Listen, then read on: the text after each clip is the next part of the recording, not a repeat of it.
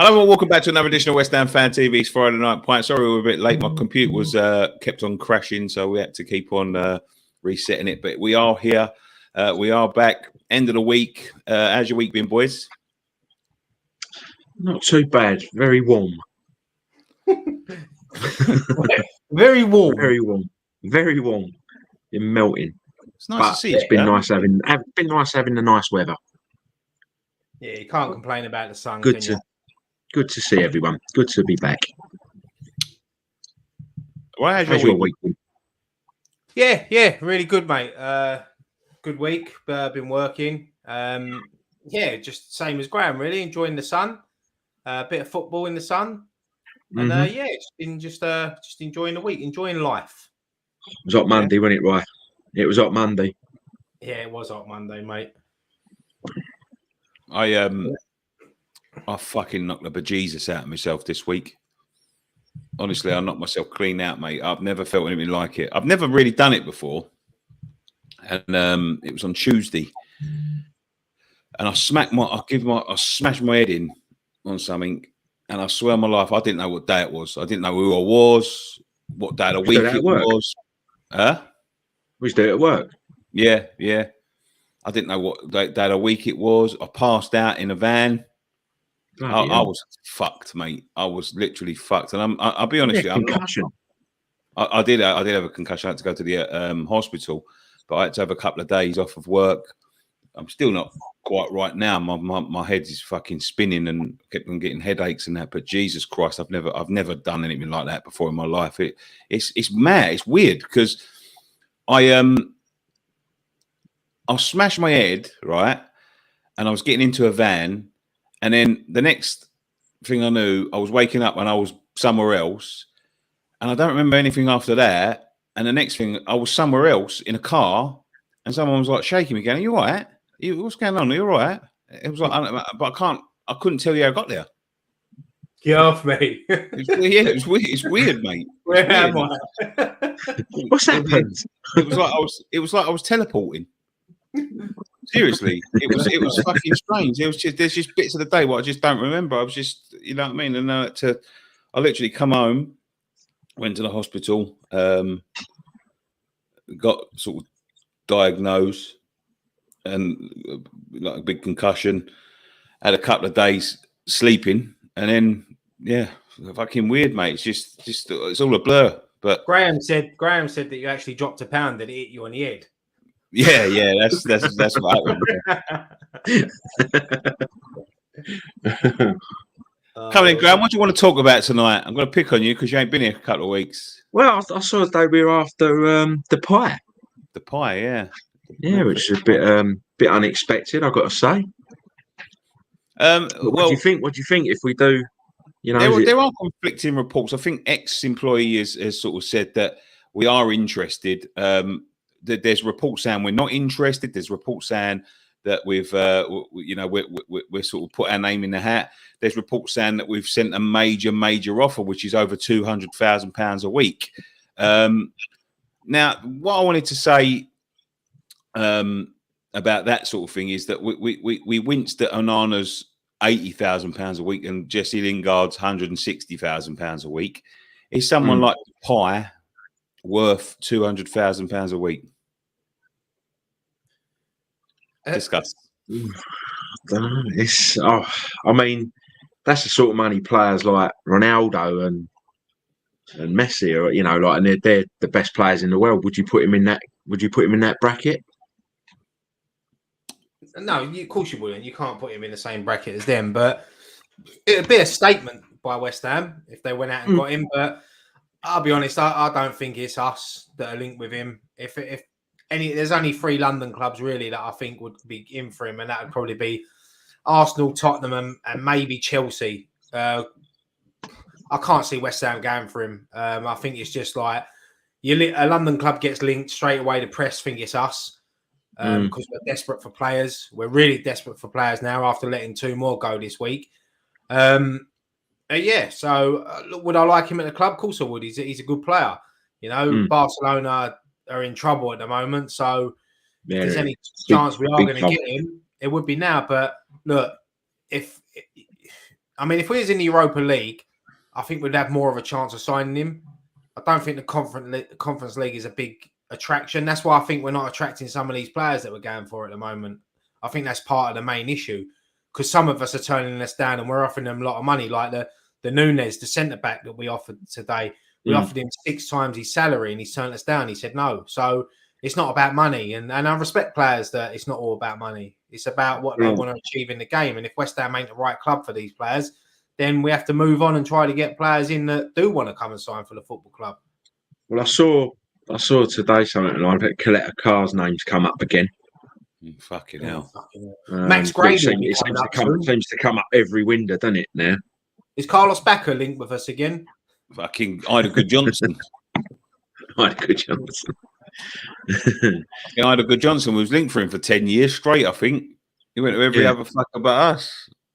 But yeah, I mean, it's a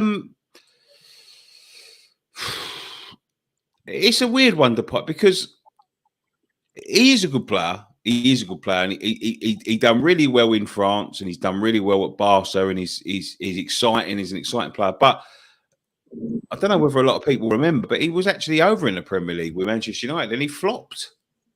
He was young then, when he was very young when he played. Very young.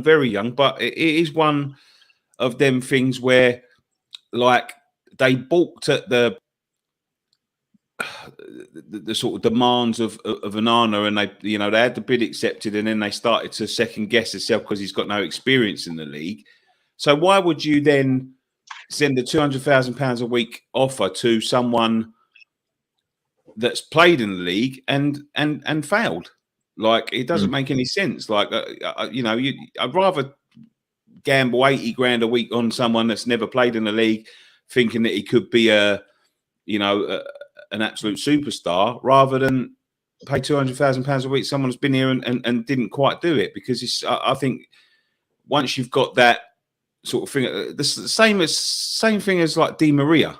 Di Maria, great player, done really well in France, done really well in Spain. Come to Man United, absolutely flopped on his arse. And if he come up available, I wouldn't want to offer him money either, because he's already been here and done that, and he couldn't do it. That's the thing, like the name, like Messi's not really pulling up trees in France, is he, at the minute? And I mean, you're saying about Di Maria. Do you remember Veron, when he come to Man U on for big money and that, and he didn't cut it. So no, and then what happened? He went to Chelsea for less money, and he flopped there. It wasn't good for them either. So it's just some players just suit certain leagues. The thing is, with Memphis, he obviously left United and he went to Lyon, and he done very well in Lyon, and he got a move to Barcelona. And he was, as I said, he was a youngster when he played for United. So maybe going away, getting that experience in the first team, he might come back. He might do well, unless he's given a chance. He's going to be a better player now than he was when he signed for United. So, but as I said, I can't see him coming to West Ham, and I think that, as I said, I'm getting a little bit, not worried, I'm a bit frustrated with West Ham, what they've done this week. I mean, letting Diop and Vlasic go without having anyone coming in the door is worrying for me, because I think we're going to this weekend with one fit centre-back, and that's Kurt Zuma, and we know what he's like. He goes down every game. Yeah, so, I mean, the thing is, I'd like to have seen Vlasic get a bit more of an opportunity this year than he had last year, because everyone's saying he's a flop, but he didn't get an opportunity. I would not have loaned Vlasic out until the end of the transfer window. I think it's ridiculous what we've done this week. I'm really I'm disappointed in, and I'm surprised that Moyes has let that happen, because we've got a thin squad as it is at the moment, and to let 2 players go, like they're contracted to us at the end of the day. So just keep them. Diop, all right, I can understand it was good money. You've got to take it now because Fulham might have pulled the deal. But someone like Vlasic, I know he don't get game time, but he's a squad player. And I just can't understand why we've let him go now, because we could have waited till the end of the transfer window and got a couple of players in before letting him go. Because now, if we don't get anyone in, we're wafer thin, mate. We're Jacob's Crackers. We're like on the fucking bare bones. And I mean, we was on our bare bones last year, and we've let players go, and we have brought a few players in, but we had to bring in at least another 4 players in with what we had. We've let 6 go, and it's I frustrating. mean, the frustrating thing is, right? You know, we've made a few signings, and everyone's going, "Oh, you know, it's looking like it's going to be an half decent window." And like you say, now we've got rid of a couple of players who, uh, with Vlasic, I think he needs more opportunity. I don't get why he wasn't given much game time last year. But you know, Diop could have been a useful squad player, and now we're back, like you say, we're back to being paper thin again. As I said with Diop, like the money was too good to turn down, in my opinion, for Diop. I mean, Fulham, we could have kept him to the end of the window, and Fulham might have pulled out, and then we're stuck with Diop, and we don't get nothing for him. So I can understand that, but you should have had someone lined up. You know, we're linked with all these players, but no one seems to be wanting to come to West Ham, and I can't really. I mean, as I said earlier, I think Europa League we'll have had about 3 or 4 more players in by now. I think that a lot of these players now have ambition to play in the Champions League, and then the next step is Europa League. Conference League's not really an attraction. It's not, No. but the Premier League is. So it only takes to get one player to come in, and then you'll start seeing 2 or 3 maybe follow. But it's just getting that one over the line. And at the moment, we can't seem to. I think we've had a good transfer window of what we've done so far, but we still need the transfer window shuts in 2 weeks. We need at least another 3 players in, at least minimum 3 players. I'd say 4 or 5 with the players we've let go.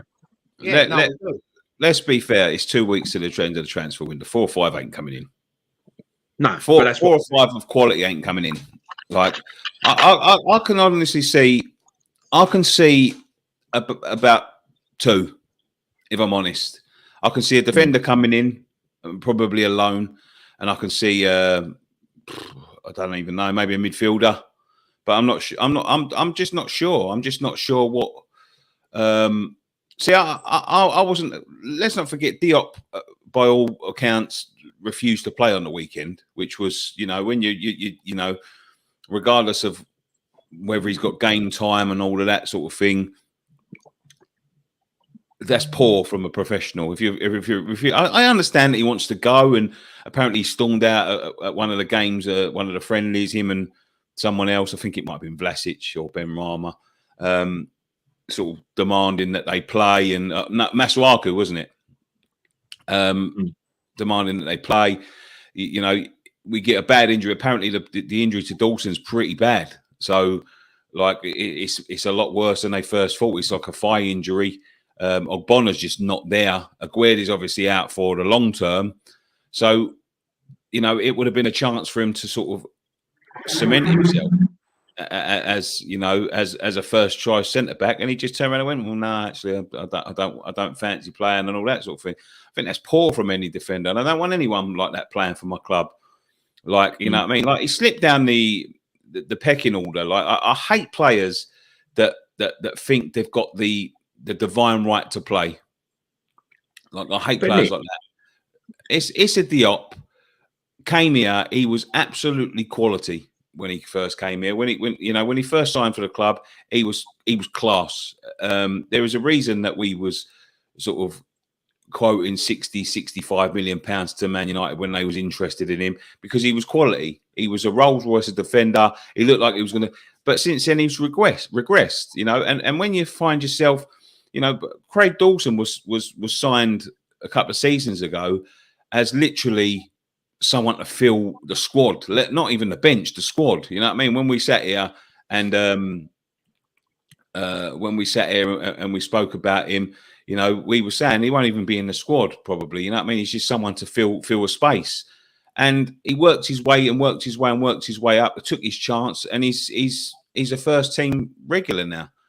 And that's, you know, he took Diop's place, and obviously Zuma's come in since then. And he's just slipped down. He slipped down the pecking order for a reason, because every time he played, he looked like Bambi on ice. He had a real trouble with a physical striker. He couldn't concentrate. He always seemed to be caught ball watching. He was a pretty poor defender by the time we let him go. How we've got as much money out of Fulham as we can, I don't know. So Harry can then turn around on Sunday and turn around and say, well, you know, I'm not playing for you, and storm out of a friendly saying like, I'm demanding to be in the first team. I don't want players like that. Yeah. Thing is, it's poor from Diop to do that, but in a way, I understand as a player. I can understand if he's on the verge of a move to Fulham, he knows it's going to happen. He don't want to play and pick up an injury and risk not moving because he's not going to get a chance at West Ham. He knows that. But as a professional, that was his chance.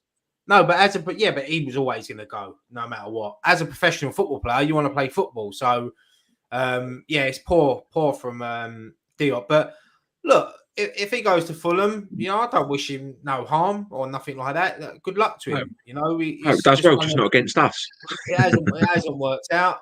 You know, but yeah, it's just getting frustrating. I know we've been linked with a PSG defender who looks like, if we're going to get anyone in, it looks like it's going to be him. I don't know too much about him, to be honest. But at this stage, I don't really give a shit who we get in now. We just need bodies in.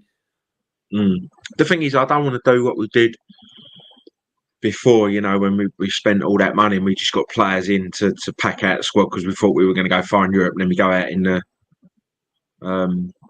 only thing then we were left with players that weren't good enough for the to play week in, week out in the Premier League. The only thing with the PSG defender is I reckon he might be quite good because he's had to mark Messi, Neymar, and Mbappe in training every day, so he's used to playing against quality. So but yeah, it's getting a little bit frustrating now. So, but look, 2 weeks left. You know, if we can get 2 or 3 signings in, and that will just have to do up until the break, because we've only got 16 games before that break. Then when we come back, we've only got a couple of games, and then the transfer window's open. So, it's just frustrating. I can see an announcement video on deadline day that Mark Noble's come back on a 1-year deal. The thing is, I'm more happy with this transfer window than previous transfer windows, because I always think, like before, we was just leaving it, and all of that sort of thing. The thing that we have done in this transfer window, and there's no doubt about it, probably apart from Flynn Downs, who I think needed to come to the club to replace someone like Mark Noble, is we've replaced squad players with players that can play. You know, and I think that would you don't have to, even if we had what we had last year, but you've got a set of players that you're happy to rotate. You're happy everyone's sort of a first team player. Everyone can come in and do a job. Like, let's be fair, when you look at the bench last season, who did we have on the bench? Yarmolenko. You're never confident that Yarmolenko is going to come in and be a first. He's never going to play week in, week out, is he? If like, even if someone like Antonio got injured, it wouldn't be him. You know, Mark Noble, like, with all due respect to Mark Noble, his legs have gone. He just couldn't play week in, week out. Masuaku, not going to be a starter. What I do see with Scamacca, Areola, as I said, not Flynn Downs, and Cornet, is someone that's going to be. They're going to be competing for first team, yeah. And if Cornet don't play, and either Fornals or Antonio have to come in for him, that's fine. You know, it's you don't look at them players and think, oh, fucking hell, we've got no chance. Like, Yarmolenko's playing or Masuaku's playing. Like, I don't know. I just feel more content with the squad that we've got, knowing that anyone can take their place. That there are genuine rotations there. I do agree. Yeah, the signings we've made, probably not so much Flynn Downs, but the others are starters. They're good enough to start. They improved the first team. Flynn Downs will become a first team regular over the next couple of seasons. I've no doubt in that. But Scamacca and Cornet need to start on Sunday. They need to start just to give the team a lift, give the fans a lift. Because let me tell you something now. That City ground is going to be buzzing on Sunday. Oh, mate. Their atmosphere is going to be unreal. So we need to silence their fans early on. So I know we're going to talk about that game in a little while, but they have to start. And Areola's good enough to be our number one. We know that. And obviously Fabianski went off injured. I don't know if he's going to be back this week or if he'll be on the bench, but Areola's a good number one. So yeah, we just need a couple more Couple more. I honestly can't. I'm reading some of the comments. We're going to take some of the comments in a minute, but I can't believe some people they question Moisey, and I don't mean like question him. It's just that he's shown what he's all about and all that. I think that's poor. Like, don't get me wrong. Like, everyone's entitled to their opinion, yeah. But in my opinion, people saying like he's shown his limits, he's transfer where, like, you know, it's like people basically saying it's time for him to go. Well, what are you on? What are you on? Like, we've just had 2 really good back-to-back seasons. yeah, like, don't get me wrong. This season, like, you're only as good as your last game. You know what I mean? Like, I don't think we was quite ready for City, but you know, give him a fucking chance. Jesus Christ Almighty! You know what I mean? He's played the champions and all that. Like, but all it is he's not ready. And I did say, like, I think this transfer window was important. I think it's very important. And you know, the striker situation was the most important because he's dilly-dallied over the past sort of 3 or 4 transfer windows over a striker. If he hadn't got a striker in this window, I would have really questioned him. And I did say that at the beginning of the season. Like, if he can't pick a striker, I'm going to start to worry. But he has picked a striker, and he also picked a fucking good striker. So yeah, don't fucking, like, I don't know. Some people just ain't happy, are they? They're never happy. We're 1 game into a 38-game season. Thing is, we just played the champions. David Moyes is the best thing to happen to this football club for a long time. You know, the stability he's got on and off the pitch. You know, as you said, we've come off the back of 2 great seasons. Both times he's come into this football club, he's had to clean up other people's shit and mess. You know, and you've only got to listen to the people that work for the club, the players, the staff. The way they just talk about David Moyes to tell you all you need to know about David Moyes. You know, I think with some fans, I think it's because his name ain't Davio Moisinho, because he ain't this super foreign manager and and that's the thing. But David Moyes is, you know, I know he does frustrate people sometimes in the transfer window, but look what he's done for the football club. For people to be calling for him to go after 1 game against Man City because they're frustrated. This is what I hate about social media. Honestly, it really does, because I see things like that and I think to myself, like, what are these people on? I mean, last season when we was beating Lyon away and Seville at home, and everyone was singing "We've got Super David Moyes" and all that, and now after 1 defeat, people are wanting him out. It's crazy. It's just people saying like he's shown what he's about, and but it's like, I don't know. Like, of course, he's not immune to questioning. Like, you can question him, like, even himself. Like, sometimes he gets it absolutely fucking wrong. I thought he got it absolutely fucking wrong. He holds his hands up though when he does. He normally holds his hands up when he's got it wrong. He'll say, "Yeah, I got it wrong." But it's frustrating. But it is frustrating. Like, and sometimes he get, you know, we go into a game and he gets it absolutely fucking, like, dead wrong. You know, I think go back to, you know, I can look at certain games like Brighton. Remember when we was playing at Brighton, we played 5 at the back and ended up fucking losing, or you know what I mean, like, or whatever, like that, and he got it absolutely fucking wrong. And people like you know, the sub situation in the first season when he refused to make subs. Yeah, you can be pissed off of him, but to turn around and say like he's shown his limitations, fuck me, he's cleaned up mess. He's got a 6th European semi-final and 7th in consecutive seasons. The first time I ever remember us doing anything like that, ever, like in my lifetime. Like, to do it in it's not only what he's done on the pitch, it's what he's done off the pitch. He's keeping the likes of Sullivan, Gold and Brady out of the press now, because he said that's what he wanted, and you don't hardly hear from them anymore. And that was one of the main problems with the football club. That's why we was an embarrassment, a laughing stock to other fans. It's because of our owners. But yeah, look, you can't. I mean, look, of course you can question David Moyes on certain things. Of course you can. Everyone's got their right to do that, and I'll question him sometimes on when he gets things wrong. But I'm never going to sit here and say I want Moyes out after 1 game, because I think that what he's done has been brilliant, you know. And he's just, as I said, he got the fan base back on side with the football club. After because the atmosphere was toxic over there till, you know, at times. But I think the thing is, there's a lot of fans who didn't want him there in the first place. and they were. I think they're just too stubborn to admit it. So now they can turn and go, "Oh, see, I told you, I was right." Yeah, of course. That's what it boils down to. That's the name of the game. Let me take some comments here. Elboy says Keller, Rose, and Cliver is the ones that he wants. Got a feeler, and Brozier and Gallagher could. There is the situation with Chelsea. They want to let a few go, don't they? Like Pulisic. Would you take Pulisic?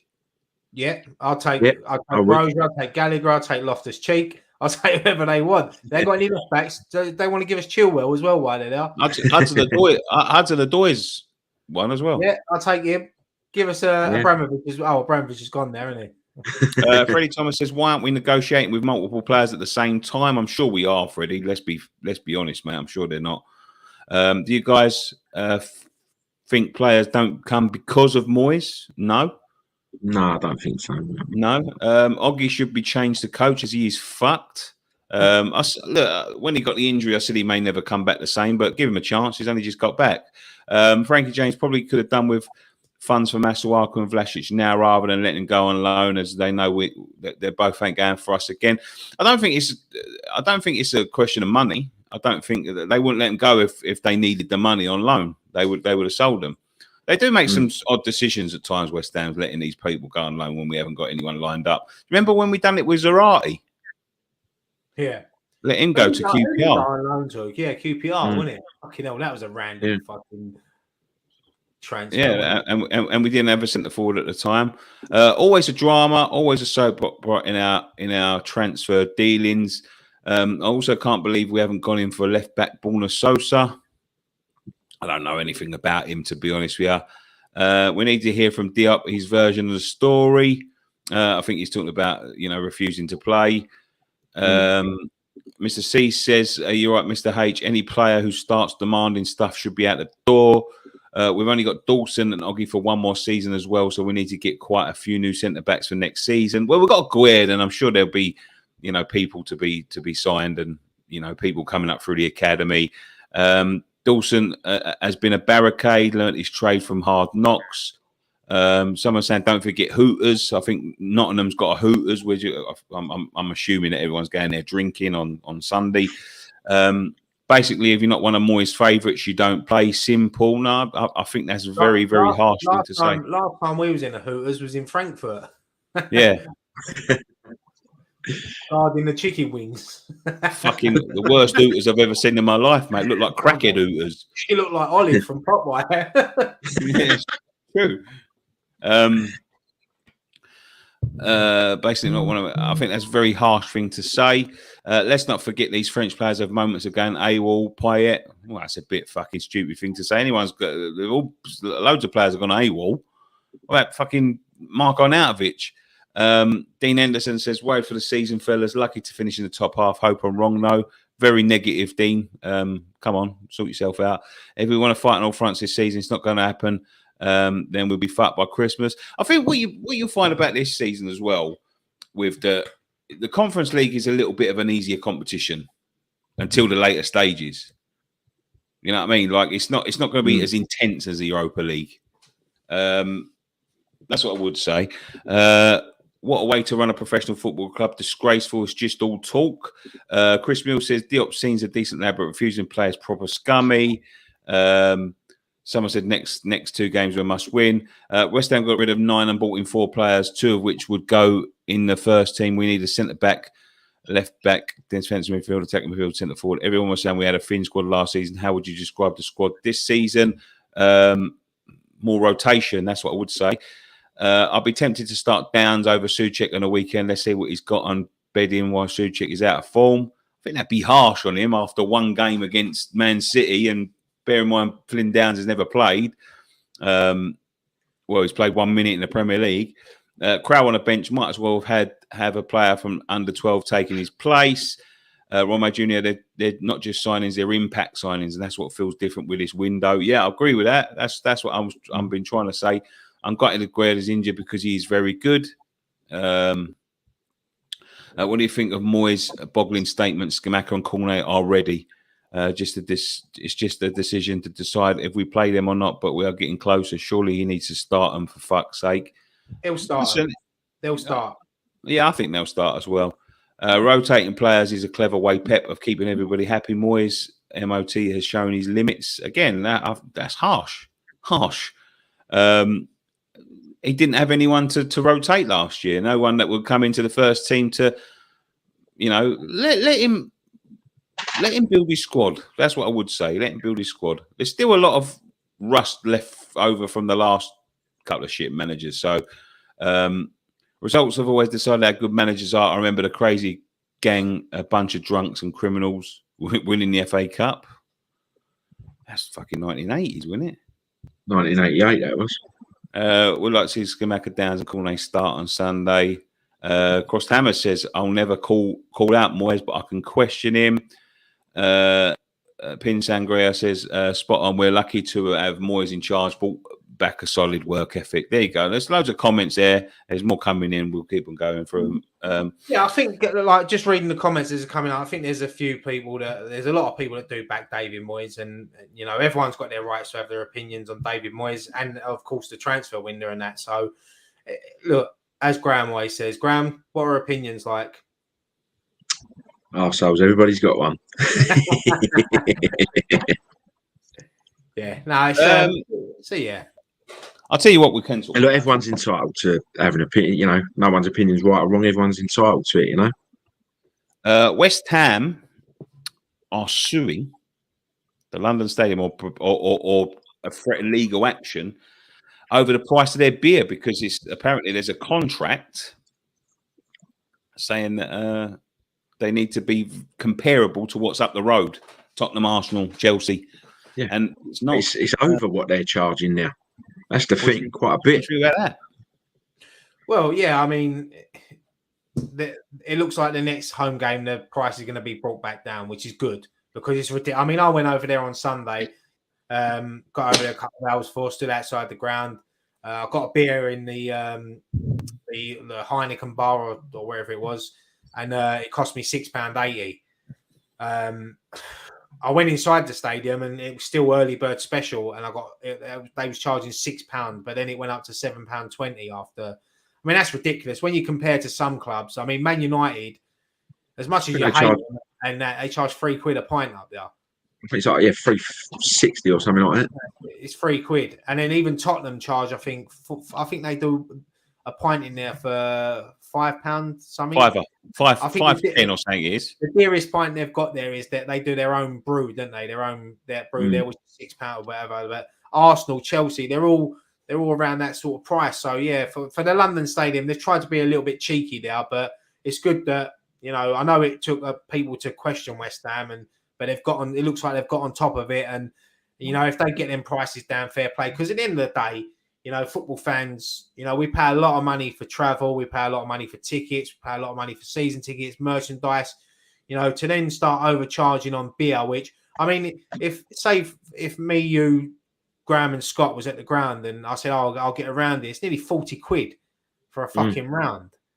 It's ridiculous. Like, it shouldn't be like that at football, They sell and not only that, they pre-pour some of them beers and they don't even get touched and they get chucked away. And they're happy just chucking it down the drain. If they would have been selling it for a £5 a pint, they would have got rid of them. So, and it's not only that; it's the Coke, it's the hot dogs, it's the sweets, the crisp, all the. I mean, I think it was £5.50 for a Coke Zero. Yeah. That's fucking. That's not right. That's not on. Yeah. Especially if you go over there with kids, and you know what kids are like. They want drinks and crisp and all that. And but the thing is, right? It's not just at the football, because Scott went took his little and to the thing over there. Was it the Monster Jam, like the monster trucks? And it was extortionate prices, and that's for like but like an event where the kids are going and all that. I'm not saying it's right, but that's but I'm saying that it's not just us they're ripping off; they do it at all events. No, I know that, but you go to Wembley in concerts and that, and you know what you're going to pay. But the thing is, with like concerts, and I'm not saying it's right, but that's a sort of one-off thing. Football, where they are like a minimum of 8, we're there 18 Premier League games of the season. 19, whatever it is, and then we've got FA Cup games, League Cup games, European games. So, and there's a lot more of us there week in, week out. So, look after us, because if it wasn't for West Ham, you know, that stadium wouldn't even be there. I know. be Bro, it'd just be a run down, wouldn't it? There'd be a lot of people out of work. It's not. Do you know what the beer needs to come down? I think even £6.50 is a fucking piss take. If I'm honest. Yeah. I mean, if you pay £6.50, then you're just going to pay £7.20 because. Yeah, but you know, I just think I think it shouldn't be more than a £5. The thing that worries me more about the catering company is this, right? Is that it's not so much the beer, it's not so much the Coke, it's the price of water that you need to be looking at. Like when you go to these places and you know you're there very regular like us and all that sort of thing. Like things like water shouldn't be overpriced. You should be able to, and I've always said this, like there should be an affordable option, if that makes sense, because not everyone's got like 50, 60, 70, 80 quid to chuck down the drain every time they go to the football. Like, you know, what do you do? Like things like water is a necessity. You need water. What happens if you went over there on last Saturday? It's fucking scorching hot, and you have to pay £3.50 for water. Water should be saying like no more than it should be a cap on it, like no more than 80 pence. There should be because it's a necessity. Like you don't have to. Or you think what they should do is like something like that. They should put water fountains in the ground when people are allowed to bring their own bottles in and just refill them. Yeah, things like that, like without having to fucking walk into a fucking toilet and put your bottle in some fucking sink where someone's puked up because they've drunk too much of the beer. But again, there should be water fountains. There should be free dispensed water. But if it needs to come in bottle form, it should be no more than like 80p a pound. It should be like a necessity. Like the way that they like these things are not. Especially like with the way the heat is at the minute. Yeah, like Chris is saying they've got a few water fountains now. How many? How many have they got? 60,000 people there. They've got 4 water fountains. What are you going to do? You know what I mean? Like they don't let you in with bottles. They don't let you in with a lid, so you can't store anything. You can't go in there with your own sort of stuff because they don't like it. I think it's a liberty. I think the whole thing needs revamping. Like these are the sort of things that they need to be thinking about. You know, like the football going fans. There should be caps on these things. You know, and like anyone is saying like, oh, it's nothing to do with West Ham and all that. I had an argument with a geezer. Right, I tell you this story on Facebook. Some geezer's giving it the big one about how it ain't the fucking club's fault. Blah blah blah. And he's saying like you should all get your facts straight. You can all this and all of this.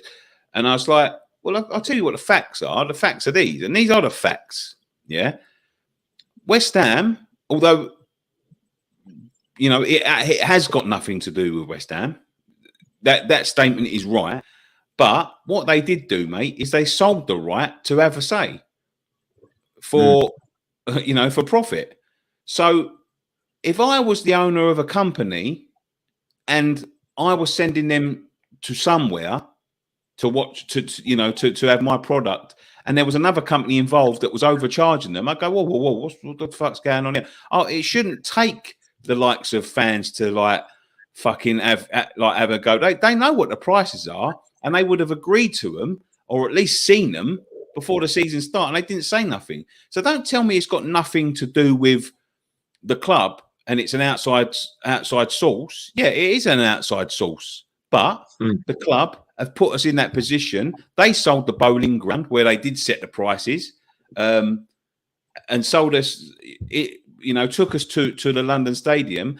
The first thing they should be doing is consulting fans and consulting people and saying like, is this viable?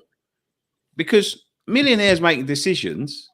He's not like. Have a look at what's happening in the government with the energy prices and all that sort of thing. Millionaires and rich people making decisions is not a good look. They don't know. They don't know what the word on the street is. You know what I mean? Like they haven't got their ear to the ground. Like there should be, like what B-Rat Pack, trade unions for football fans. Yeah, there should be.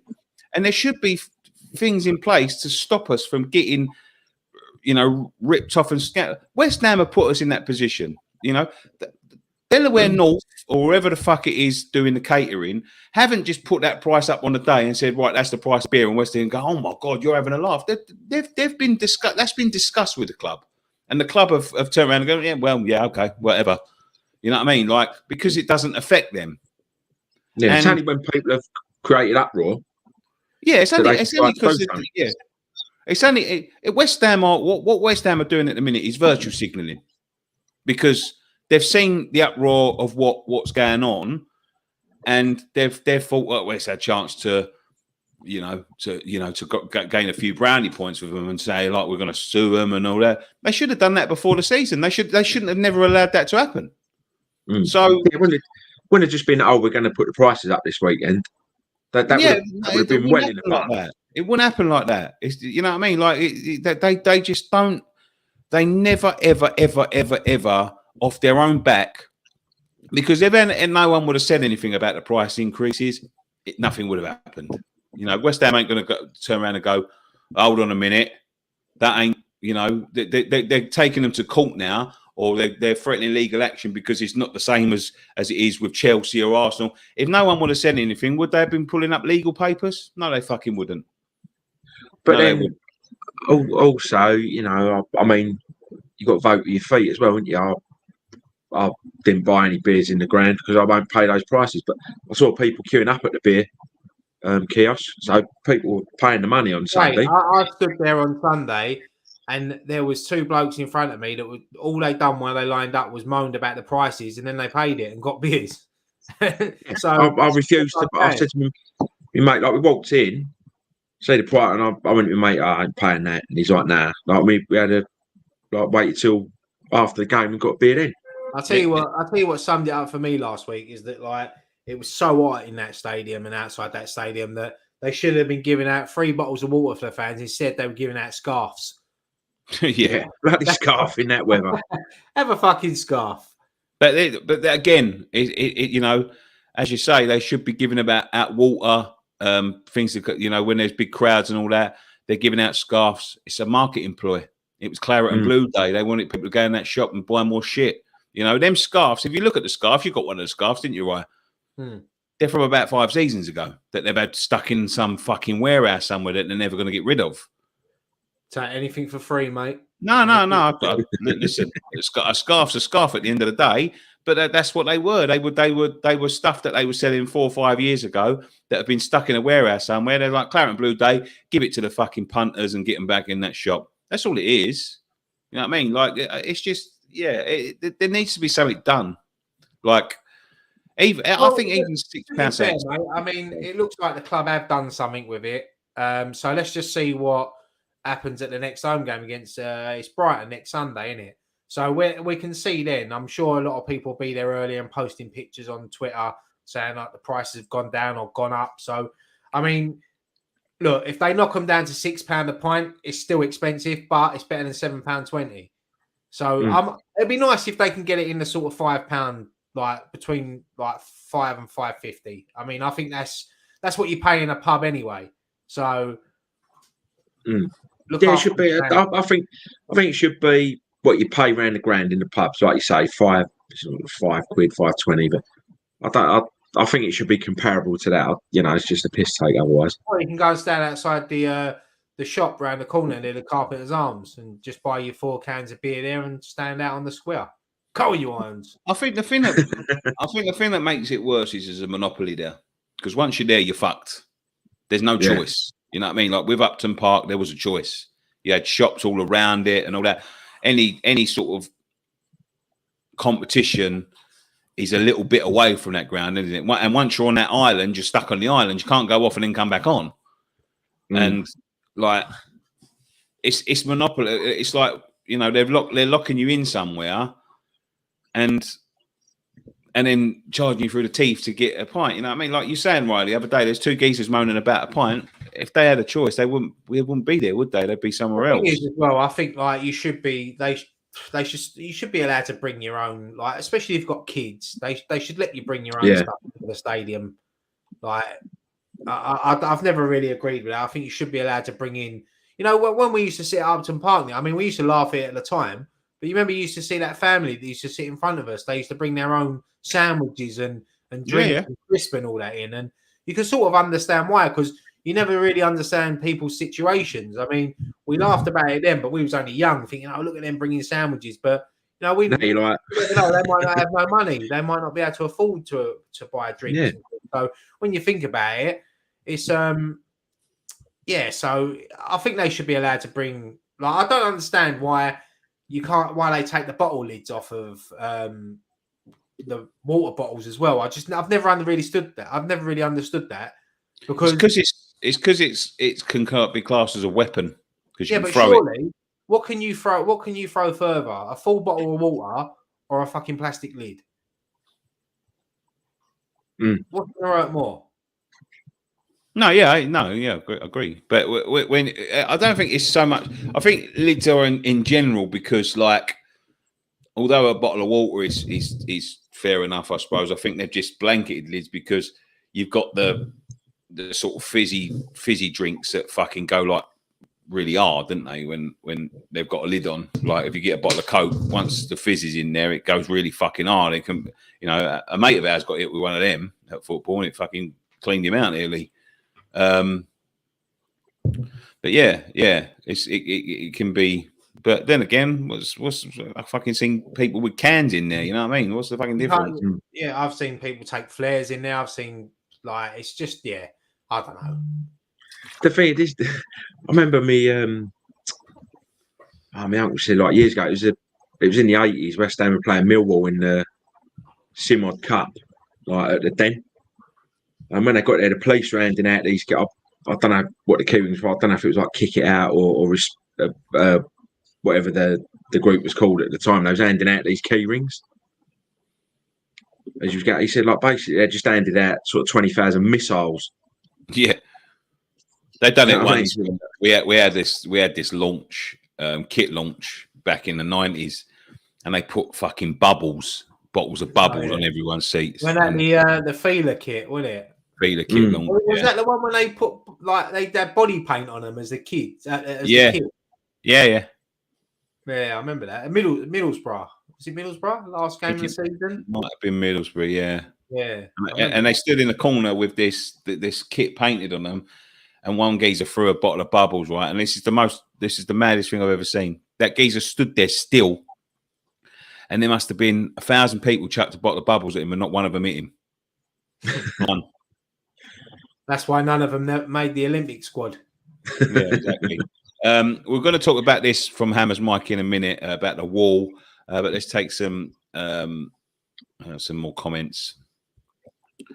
Will says the Prem should take on a German model, 51%. Never do that, mate. It's too much money in it. It's always the elite's plan to screw us, says Miss Hammerette. You see about energy prices today, absolutely fucking ridiculous, to be quite honest with you. Someone did donate 179 as well, but didn't leave a message. So if you want to leave your message, leave a message. Miss Hammerette had a bit of a tour around a few times. They were just having a discussion. What does a club earn from concessions, says Phil Brown? I've heard 10%, but that's not confirmed. I don't know what they earn, if I'm perfectly honest, and I'm not going to sort of turn around and say something, and I don't know if it's true. I've heard 10%, but that's unconfirmed. Forest don't have Cameron Brady doing their transfers, says Irons. Chris Flood, imagine there was no TV money. Yeah, they'd be fucked. MGM bubbles. Will any of you do what my friend does by bringing a soft can of Coke, Diet Coke, 7-Up, Vimto to London Stadium and say that you take medication? I probably won't do that, if I'm honest with you. Mice Collective says, can't bring food into the ground, not even a slice of cheese. Not fair. We have rights. I'll make him right, mate. You should be able to take a slice of cheese anywhere these days. What's the fucking world coming to? You can't take a slice of cheese anywhere. Free the cheese. We need the stadium stuff sorted. The place is a shambles. Let's get it bought. Trouble is, if there's a market for it, they will charge it. Nah, well, that's always the one, isn't it? But it's never good to Graham. I did actually take a slice of cheese in the ground the other day, and you know what the steward said to me? How dare he?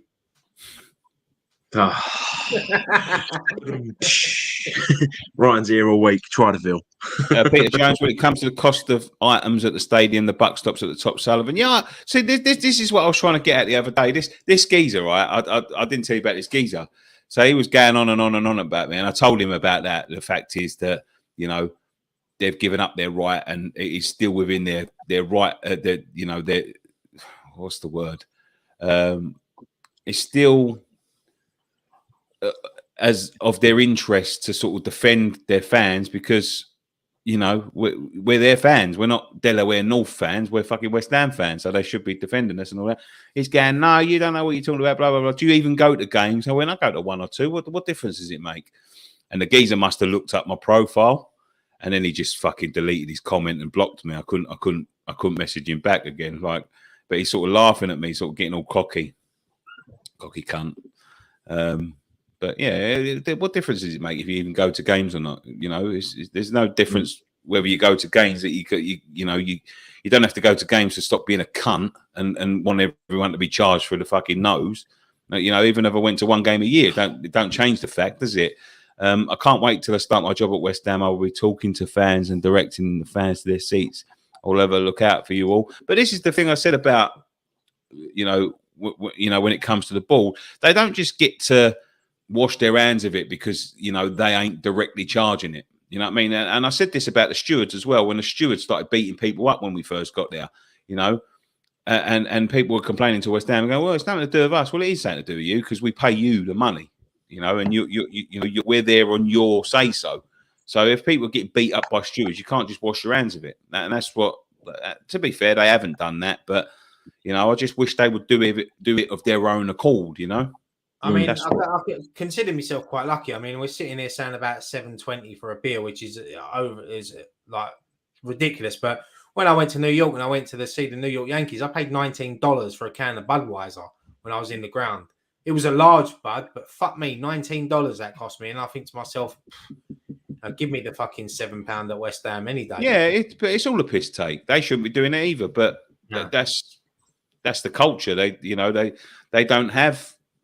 I tell you what, I sort of noticed a little bit last week. There's a lot of fans that are walking around the ground in rival shirts again.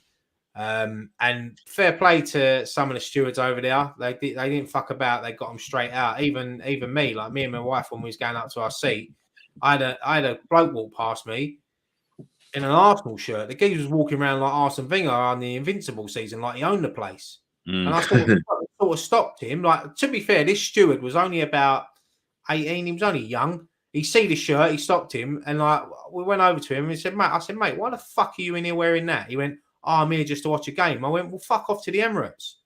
I said, "What are you in here walking around?" I said, "If you want to come in here," I said, "and watch a game," I said, "put a plain t-shirt on." I said, "You're walking around," and then they chucked him out. Fucking right and all. The geezer was an idiot, like walking around in his Arsenal shirt. And then I see like Man United fan walking around. He was only a kid, but it's still not right. How are these people getting through like the turnstiles? Why are they letting them in? Stop them on the turnstiles. Well, I was actually at a turnstile when I saw something like that happen, right? So I was lining up to get into the stadium, and a mum turned up with her son, and they both had Manchester City shirts on. The kid, don't get me wrong, the kid was only about 7 or 8. But the mum was obviously in her 20s or 30s or whatever. And they're lined up in the West Ham end. Yeah. And she goes to the thing. And I said to the steward, "Are you going to allow that?" And he's like, she's just sort of shrugging her shoulders, don't really want to get involved and all that sort of thing. And I'm like, and don't get me wrong, like it's a mum and her child. I do understand, but what's happened there is they've either bought the tickets off the club or they've bought the tickets off the thing. And they might not even know, that, that's not the dumb thing. But they're putting themselves in danger. They're putting themselves in danger by walking in with that fucking other club shirt on. And I said, you're not going to, even if you say to them, look, you're going to have to cover that up, or you're going to have to do it. Like, you have to be a fucking some sort of moron. Yeah, but the thing is, there, mate. Well, at least, like, I know it's not right, but at least they're Man City fans, and Man City were playing. This was Man City, and there's an Arsenal fan walking around the stadium. And I'm like, I said to him, like, what the fuck are you doing, mate? Like, why are you walking around wearing that? And he was like, his missus didn't know to say she'd run away, I think. But the steward, even like an older steward come over, like a supervisor, and he just went to him, what the fuck's the matter with you, mate? And then they chucked him out. So it was good to see them do that. It was right as well. But I see that I see the steward let the two in, and then about 30 seconds later, another steward sort of put them, because they went through that sort of, that sort of concession door where they have to shut it like the disabled door. And then he come back out with them and just sort of slung them out. And I thought, well, good, because they're sort of saving themselves. But you've got to be some sort of fucking more. So I'm sure some of them are doing it for TikToks and all of that sort of thing. Yeah. Where, the thing is, though, like, and this is not saying if say for instance that geezer in the Man City shirt or whatever asked, he was like, he was an American. In America, sometimes they mix sports, don't they? And if they've never been to a game over here, they might think that that's the thing. You think you might be able to come over and do that, but it's just I can't get it in my mind why you would walk into a rival ground wearing a rival shirt. I would never ever in my life go to any other ground in this country, like especially London clubs, and wear a West Ham shirt. You just wouldn't do it because you know what's going to happen. You wouldn't do it. If you wanted to go there, not that I would anyway, but you'd just go in plain clothes and that's it. You'd sit down and whatever. But to walk around like this guy, as I said, mate, this guy was walking around like fucking Tony Adams in the 90s. Like, yeah, I own this club. Yeah. Like, no, you don't, mate. Fuck off. I think it's all, I'll be honest, I think it's all for social media likes. I think it's all for sort of like things like TikTok and YouTube and things like that, where they think they're brave and they put it on things like Twitter and all that. That's what I think it's about. But one of them's going to get hurt, and that's simple as that, really. Like at the end of the day, I think if you see a fan in a rival shirt, you should say something. Yeah, but I mean, it's like Ryan said, like the geezer going, "Oh, I just wanted to see a game." Well, you're an Arsenal fan. Wear a t-shirt. Or you're an Arsenal fan. How about you go with Arsenal? The only reason he would have been there is to see Haaland. That was probably one of the main reasons why he wanted to be there. But this is what we've said in the past, though. I think like with youngsters now, it's more like the FIFA generation. They don't really follow clubs; they follow players, don't they? So they'll just go and watch a player now rather than. There was someone sitting about 2 rows in front of us at the Man City game, and you could tell that he was a Man City fan because every time they took a corner, he had his phone out and he was zooming in, taking photos. But you know what? He was only young. He was sitting there. He didn't celebrate or anything like that. So even though it's not right, if you're going to have people do that, act like that, because I only knew he was a Man City fan because you could tell by just the way he's acting. I'm a bit like that. I can tell what. No, to be fair though, mate, I don't want them sitting amongst me. No, you didn't know. Huh? You didn't notice him. No, I didn't notice him. No, exactly. See, that's what I mean. I only noticed him sort of towards the end of the game when he was like taking the photos and zooming in and videoing City and that, and I could just tell that he weren't a West Ham fan. Yeah, I just don't want them sitting amongst me. That's the problem. And like they need to do more when it comes to because that was always going to happen with that game. Always going to happen. It was never not going to happen. I had a chat with there's a couple of City fans, like they're sort of about my age, maybe a little bit older. Just wanting directions and that, so end up having a little chat with them and all that. They're good lads, It's people are sensible. Then it's not a problem. Yeah, but was they in the home end or outside the ground? No, it was as you're walking up to they're probably going to the away end, so there's no issues. Yeah, so I'll give them directions. I was asking for one of the bars where I can't remember what one it was now off the top of my head, but I was asking where one of the bars was out getting at the away end. So I said, "Oh yeah, go up there, blah blah blah." I had a little chat with them, say good luck with the season, lads, just not today. And it was all right. I say if you're sensible and. No, I think the relationship between West Ham and City is pretty good, but it's not. I wouldn't even say it's the City fans. It's these new breed of fans, like the ones that live here. Who the fuck is going? Let's be honest. 10 years ago, no, let's go. It's a little bit longer than that now. 20 years ago, you won't find a Man City fan in fucking London. You won't find one because they weren't winning nothing and they was in League fucking 2. You know what I mean? Like. And if you want to go, and I've said this about our own fans and all that sort of thing, like you shouldn't be able to get Man City tickets, like if you're a Man City fan, you shouldn't be able to get tickets in the West Ham. And obviously, there's going to be a few that slip through the fucking cracks and all that sort of thing. But the club shouldn't be selling them to them. We went to Watford once, me and Ryan, right? And we tried to get a ticket to sit in Watford. We're from London, you know what I mean? You wouldn't be able to tell us fucking between. Whether we was Watford or West Ham. And we walked into the club shop with cash and we went to them, 2 tickets, please. They went, "Do you support Watford?" I went, "Yep." And they went, "Do you?" I went, "Yeah, I do, yeah."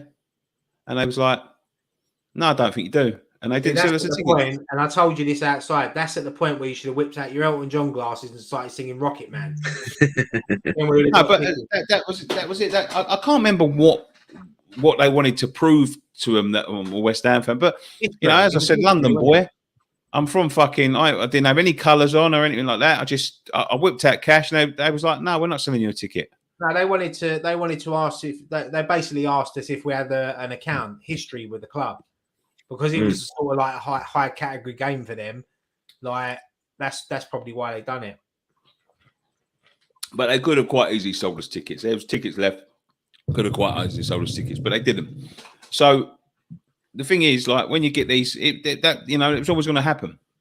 Being in London, there's people from London. All of a sudden, they become diehard Man City fans. They want to come to London. If you want to fucking watch Man City, go to Manchester. You better get a ticket up there. It's never full up. So, but that's the way football is, isn't it? Modern football. I don't know. Yeah. I don't know. Anyway, that's the thing. That's what made me laugh when they was going. Like the City fans were singing, "Is this a library?" I'm thinking, well, at least we fill our stand. They were singing, "Is this the Etihad?" They were singing, "Is this the Etihad?" Anyway, going back to what this conversation was meant to be about, was about the claret board that went up against where the away fans are. I mean, I'll be honest with you, I didn't see that. I couldn't see that from the angle I was sitting. I noticed that they've put all claret boards up to sort of stop you seeing the concourses, which I think looked a lot better.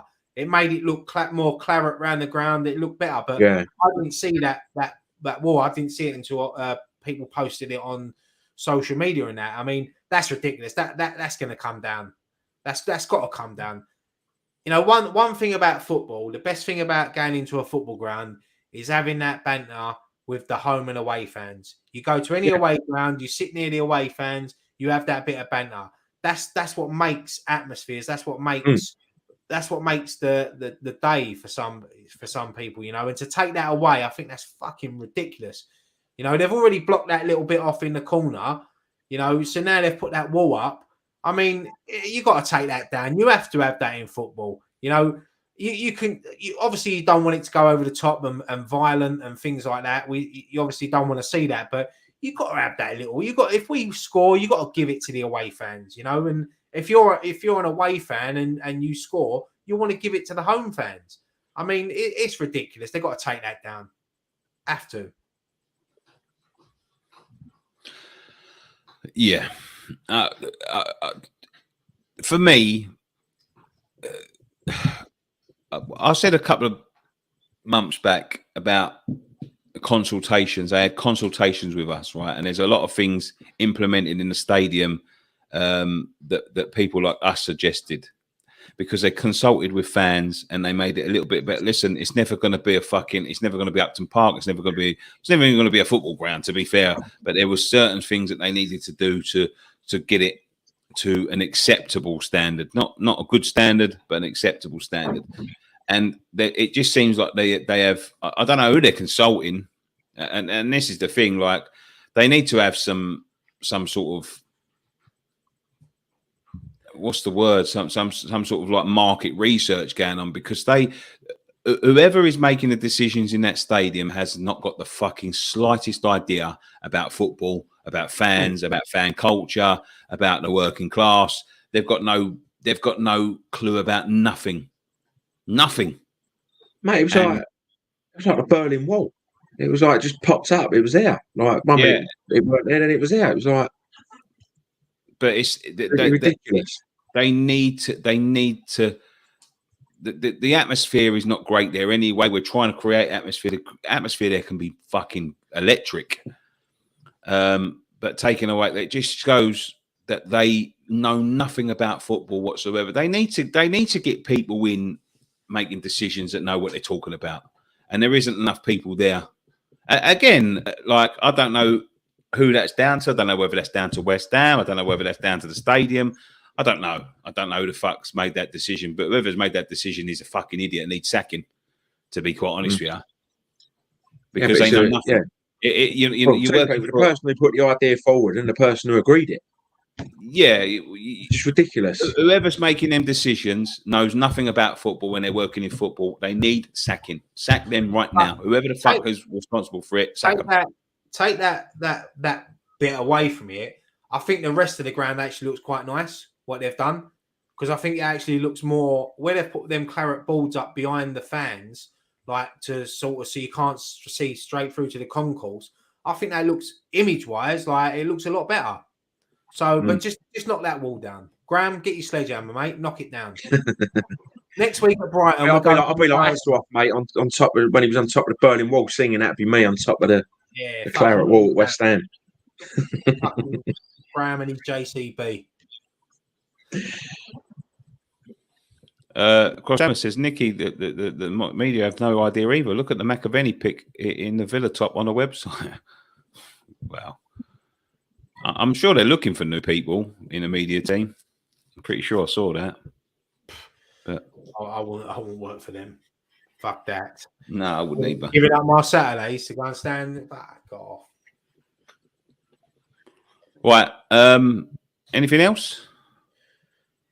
Yeah. Do you know what? One thing I do want. Let's bring a little positive back. Let's have a positive. One thing I want to talk about is Cornet. How impressed I have been with him. Obviously, he hasn't played for the club yet, but just the way he's been off the pitch. And I read a story the other day that he went back to Burnley to say goodbye to all the staff, the team that worked there. And to be honest, you know, I think that shows what sort of a man he is, because he was only there for one season. And a lot of these players at the moment, some players can be a bit arrogant. You know, he's moved on. No disrespect to Burnley, but he's moved to a bigger football club, you know, in the Premier League, you know, and for him to sort of do that, it just shows what sort of man he is. And from what I've seen, his character.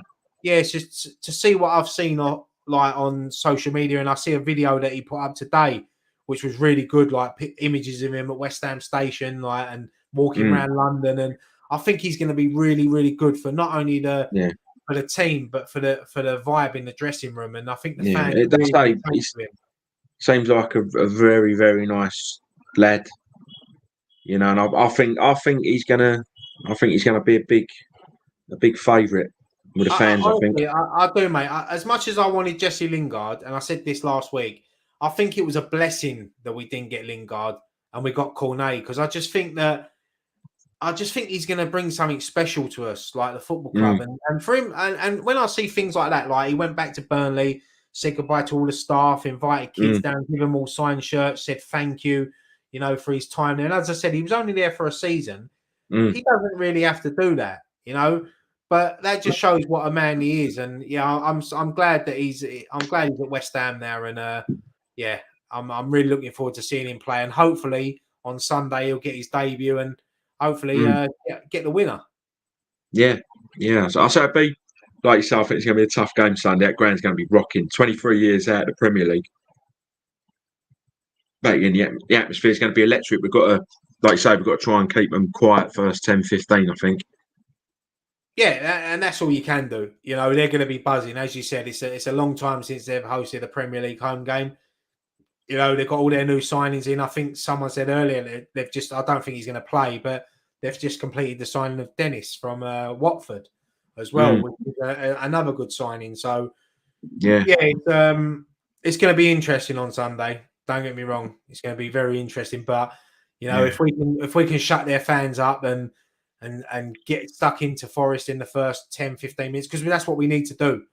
We need to do that. We have to play the game and not the occasion. We can't let their fans get in our heads. And we'll have near enough 3,000 up there. They're going to make a lot of noise as well. So the thing we can't do is, sometimes it frustrates me. We do it against. Seems like Man City. We sit back a bit, but then we do it against other teams as well, away from home. And you think, just have a go. Because Newcastle press them out, like Forest look like they like to try and play out from the back. So we've got to press them on. I'll be totally honest with you, mate. I think this game does worry me a little bit, because this could be a game that we could go there and lose 4-0. Yeah, to be honest, look, I heard it just come up, but it's not going to be an easy game. It's always a tough ground to go to.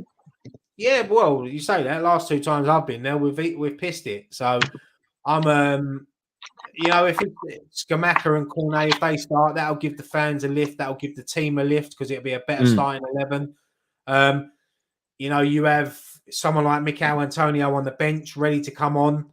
It could be one of them ones where we either, as I say, play the game and not the occasion and get a comfortable victory, or we can lose 4-0. But yeah, I was just about to say, Nick, last time Forest were in the Premier League, you used to gel your forward before a night out in the Beak in '99. No, I think when they was last in the Premier League, man, I think I was still in school.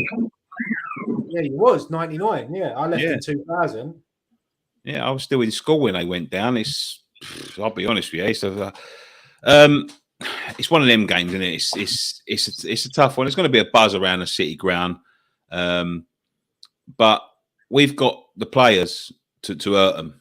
I watched a bit of Forest highlights last week, and I've looked at their statistics and everything else, and they weren't great. They weren't good at all, to be quite honest with you. It's one of them ones where they've gone all out, and I understand what they're trying to do, but I think they've done too much in the transfer. They've just completed the signing of Dennis as well from Watford. Yeah, I know. Yeah, and they're still looking for more. They've signed fucking more. I think they've signed more players than anyone in the league. And that ain't always the best way. 14, 15 players are signed, is it? Yeah, it's something like that. Sometimes you have to sort of keep your core, and I just think they've gone the wrong approach. As I said, Lingard hasn't had no pre-season. He started last week, and it just shows you that I think they're going for a little bit of a QPR approach. Thing is with me is that this is why last week, when I didn't laugh and criticise Jesse Lingard in what he done at the Newcastle game, because let me tell you something now, it will be a different Jesse Lingard this Sunday, because not only is he going to be in front of the home fans live on Sky, first game at the City ground, he's playing against West Ham, the team that he's linked with, and he knows that it's going to be a different Jesse Lingard. So we need to shut him up. As I said, play the game, not the occasion. Just get the ball down, get stuck into them early. It'd be nice if we can get an early goal. As I said, this could be like a fucking. We could be standing outside that ground after the game, mate, talking about a 4-0 loss. It could be one of them days. It's just I've just got that sort of feeling that I don't know. It's as I said, it could be we could either win that game comfortably 2-0, 3-1, something like that. Or we could be on the end of a good fucking hiding. And that's what I think we're going to win it 4-1. I'm going to back Skamaka to get a couple. I don't think we'll have a problem there. I really don't. No, I don't know. I think it'll be, like Ryan said, it'll be a different Forest from last week. I think it'll be a tight game. I think we'll nick it 2-1, but it'll be a tighter game.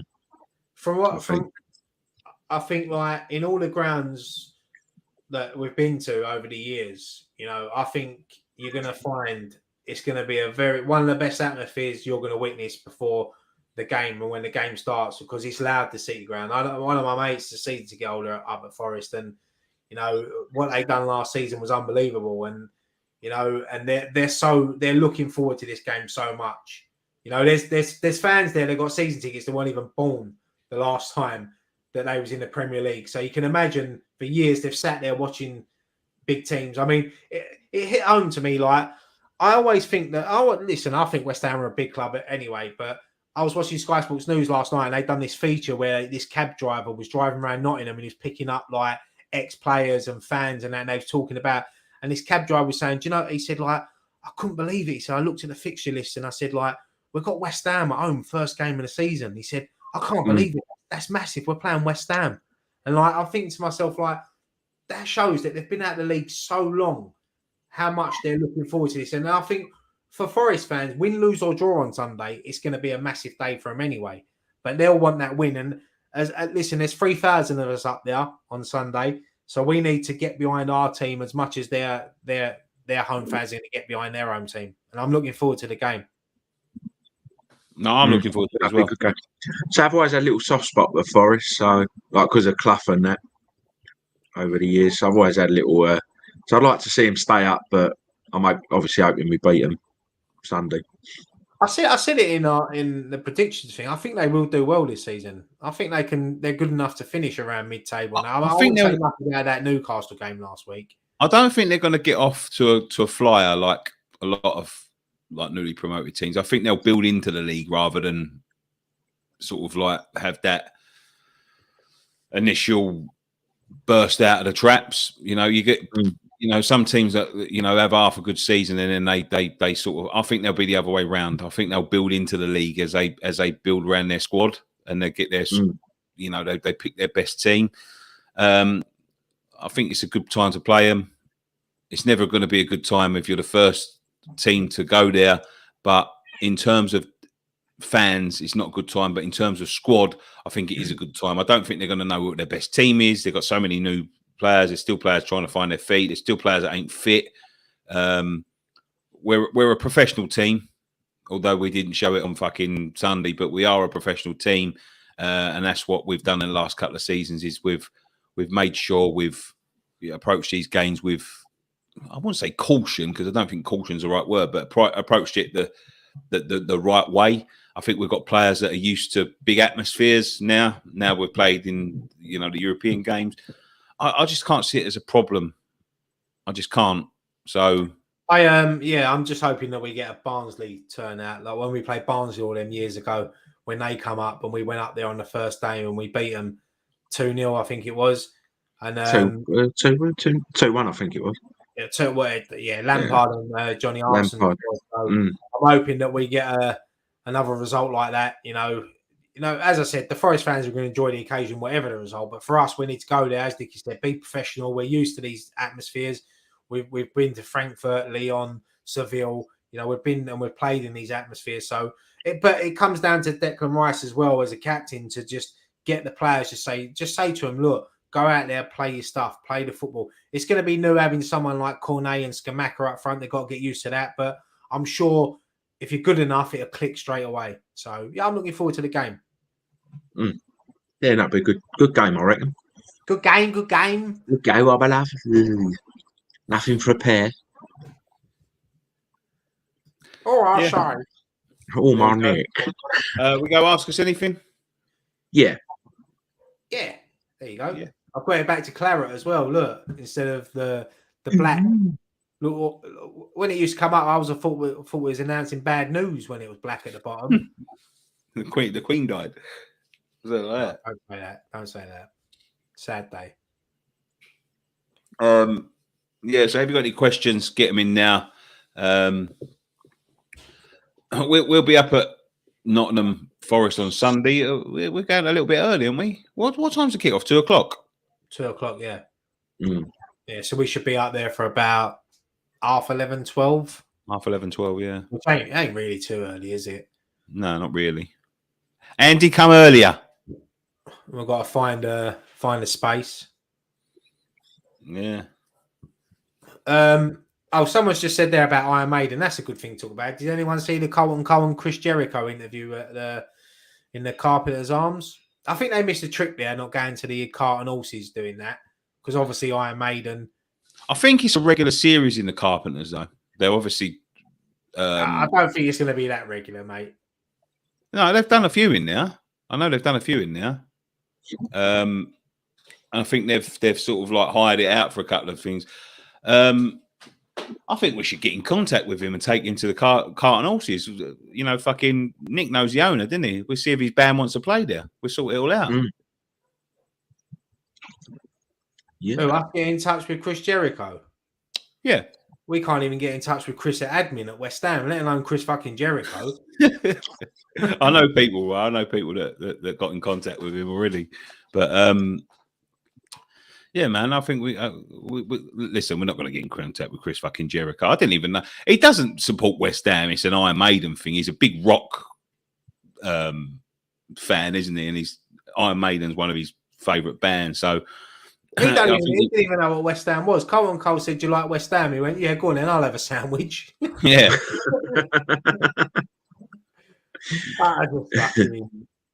It's all this cheese and pickle sandwich. I've seen a few people in the chat saying about Olivia Newton-John as well. Yeah, it's very sad news. That was sad. That was very sad news. I'm a massive Grease fan. I love Grease, and I love that film. Yeah, sad, very sad news. It was a bit out of the blue, wasn't it? I always thought she was quite healthy.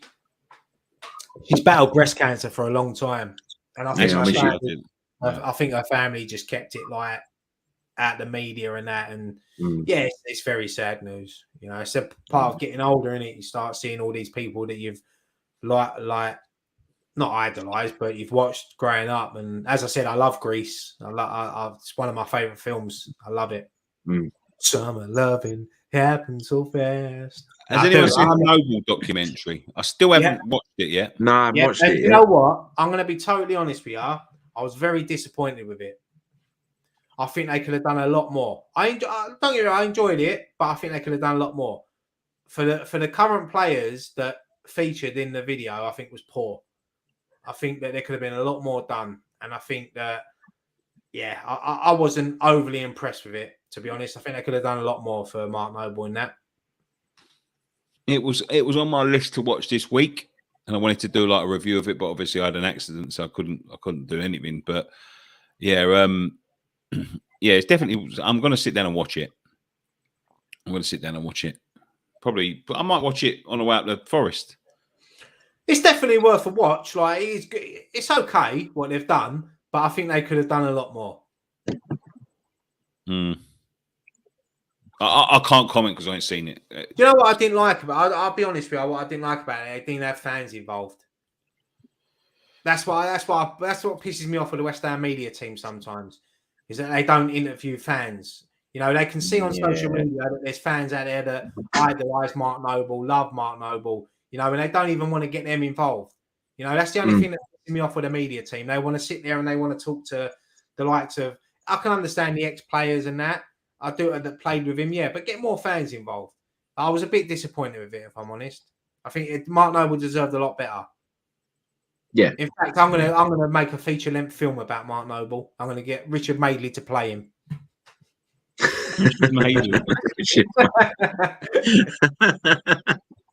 Why is this guy keep on commenting on knives, man? What is going on? I'll block him. Keeps on commenting just knives. Yeah, I'll keep seeing it. Maybe he wants to make it. Carve my turkey. Yeah, cut my chicken. Someone was saying talking about Cloughie, and I took it off the fucking screen by Older Damned United. I've read the book. I haven't seen the film. I always remember one thing I remember at Cloughie was when he started chinning fans on the pitch when they run on, and he started giving them a little fire up. That was I think that was at QPR. It was a League Cup game. And I always remember Cloughie had that green jumper on. He always used to wear that green jumper. Yeah. I mean, I watched. It was on BT Sport. It was I believe in miracles, and it was about Forest winning the European Cup. Like, it's mainly about their first one, and a little bit at the end about their second one. But that was a really good documentary. I say you won't get another. I say my two heroes management are John Lyle and Brian Clough. You'll never get managers like them again. I think, to be honest with Brian Clough, right? I think the genius of the man was this. Yeah, is that I must have heard a million Brian Clough stories from different players, people that work with him, and all that. I must have heard a million of them, right? And there is not one story that I can say is exactly the same as the other story. Like he treated everybody different.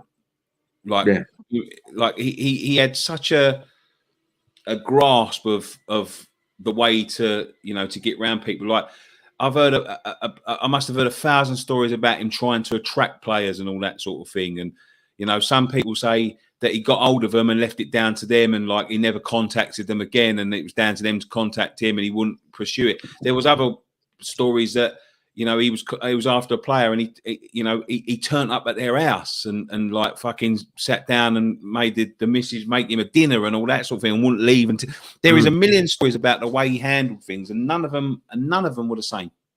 None of them. Yeah. Like so, it just shows you what sort of grasp he had, because obviously he's so well respected. I mean, the thing is, when you look at Glenn Marshall there as well, sorry, I forgot about him. He said about Bobby Robson, another great manager, another great man. Poorly treated by the press, I might add. It's when he was England manager. I don't like Bobby Robson. How dare you? No, he was horrible. He was horrible to me once. You're not going to get managers in that mould again. You know what I mean? Yeah, Bobby Robson won the UEFA Cup with Ipswich, the FA Cup. Brian Clough winning the European Cup with Forest.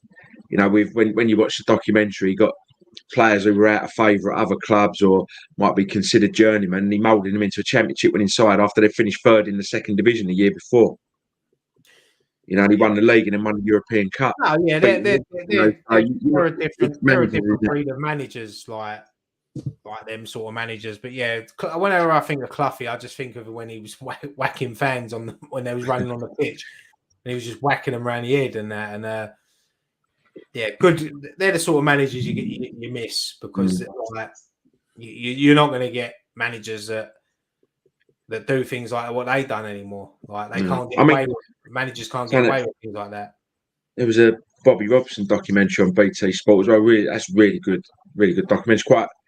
Quite emotional actually, because you got Gazza on there talking about it, because he loved, like Bobby Robson loved him like a son, I think, and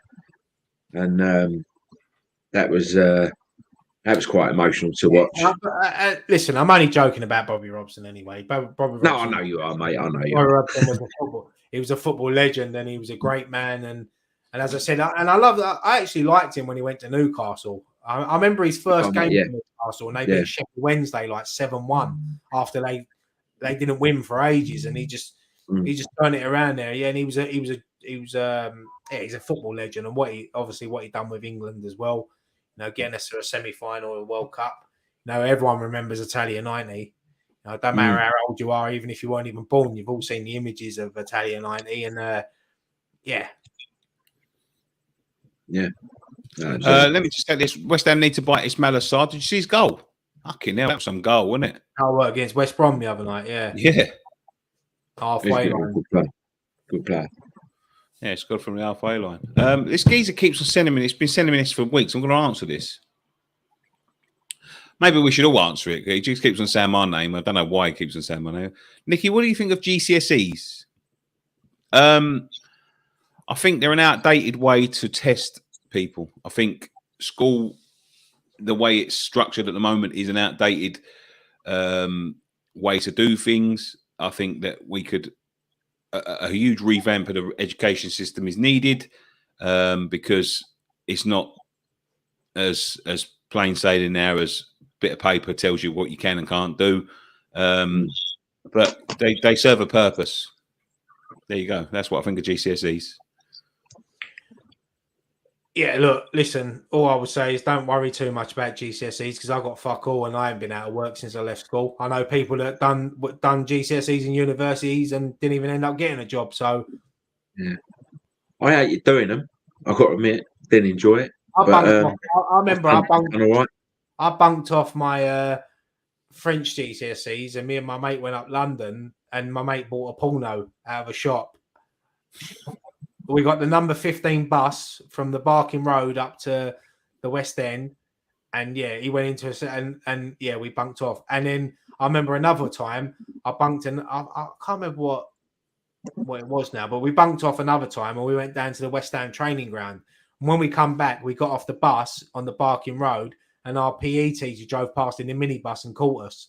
So yeah, we got in trouble. But yeah, look, listen, I can't believe you went all the way out to West End to buy a porno, Meg. I didn't. What, your mate? I don't even. That's how long ago it was. It was a videotape. VHS. I bet it's Mate, back in them days, mate, you couldn't find porn for love nor fucking money, mate. No, you had to go to West End. We used to find a bit of park porn in a bag over the park. I was like 15, so I looked proper young, but my mate looked a little bit older, and he went in there like, and he put on like a suit jacket. I remember him Was it like the in-betweeners? Hello, sir. Can you let me purchase your finest porn? That's what he did. He had his big school trousers on, and he put a suit jacket on, and they fucking served him as well. And he come out, and he was all panicking because like he's just been served, but he run. He come out of the shop, and the first thing he done was run. He ran down the road. And I was like running after him. I was going like, "Where are you going?" And I bet that was like fucking super bad. Oh mate, and then like yeah, it was, I don't even remember fucking watching it. I don't even know if he ever watched it. I don't think he lent it to me. But yeah, the good old days. Back in the questions, like no, you don't have to. Don't worry about GCSEs. But mate, it's funny though, isn't it? Because back in the day, right, no matter where you were, there was always porn in a park. Yeah, you find it laying under the bush. Yeah, a magazine fucking shoved in a bush somewhere, or you know, you always used to say, "Well, who the fuck was putting that there?" Yeah, always over the park. It was always over the park. Yeah, what was going on? Can anyone, if anyone's got any suggestions about what the fuck was going on back in the day? If anyone can ring their uncles up and ask them why they used to do it. Yeah. Why did you chuck it in the park? Why didn't you just put it in the bin? Well, yeah, I suppose it gives everyone a chance to have a look then, doesn't it? Yeah, I know. I mean, it's very, very unhygienic, but I used to find it all the time, porn magazines in remember Canning Town car park? The one next to Restaurant Market. There was always a fucking suitcase or something in there. Some fucking poor bastards just fucking had their suitcase robbed off of them and it was in the corner, or there was a fucking porn magazine just fucking screw it. I don't know what the fuck was going on, to be honest. West Ham Park was always the place as well. You used to find load over there in the bush.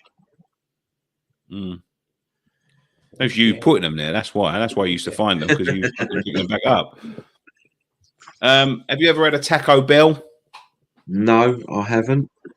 Yeah, I've had a Taco Bell. Yeah, I love a fucking Taco Bell. It's just I'm sure there's one over Lakeside in there. I'm sure I see that over there.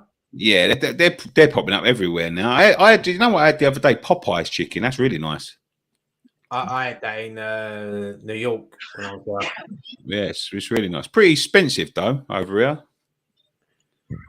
Sort of like, it seems to be the new norm with these things. They like to charge through the fucking nose for these American things. It's not like it's a bit like Wendy's and things like that. Yeah, that sort of thing. Yeah. So a new left back. Yeah. What's his name? Committee of Small Garden Burns and Voles. I love that name. I'm actually going to change my fucking name to that. I love that. I might change my name to that as well. I want to be on the committee. How'd you become on the committee of Small Garden Birds and Voles? Yeah, I want in on that action. We have to get voted in by the pigeons.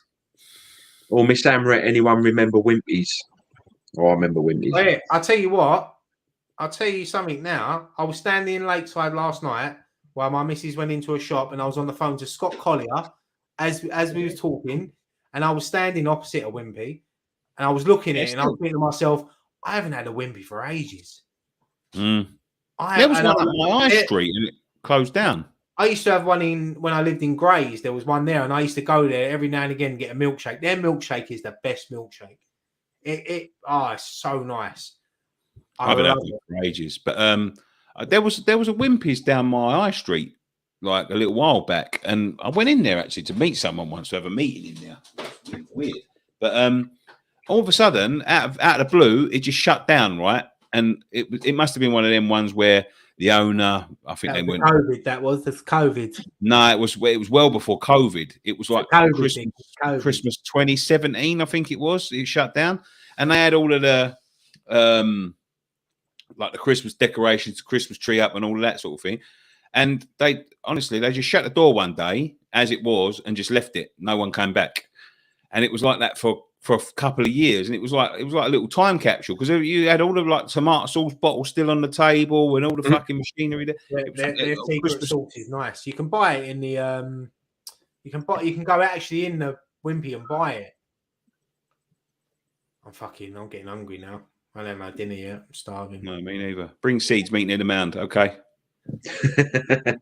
Mate, I've got the seeds. If you got the deeds, we'll do the deeds. I'll bring the seeds. Yes. Do you remember the old Wimpy in Canning Town? There used to be one day in East Ham, right near the town hall as well. Near the town hall. Yeah, I remember the one in Canning Town. I remember when Wimpy done the when Ghostbusters 2 come out and Wimpy done the promotion for it. Oh, mate, I remember a Wimpy hamburger being about 55p. Take me back there. Oh, mate, the best days. You never beat them days. I feel sorry for the generations now. The people that grew up especially in the 80s and 90s. What a decade they were.